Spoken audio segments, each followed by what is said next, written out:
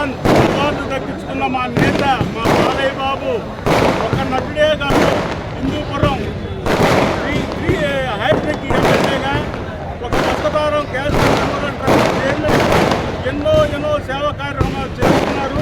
ఈ బాలయ్య పండుగకి ఒకటి మా చిన్న ప్రభుత్వం ఇచ్చింది. ఇదే పండుగకి మేము అభిమానించే నేత కోటమిరెడ్డి శ్రీనివాసరెడ్డి కూడా చైర్మన్ అయ్యారు.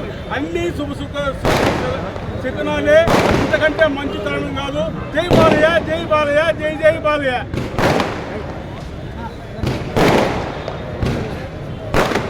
56వ గణతంత్ర శుభాకాంక్షలు తెలియజేస్తున్నాం.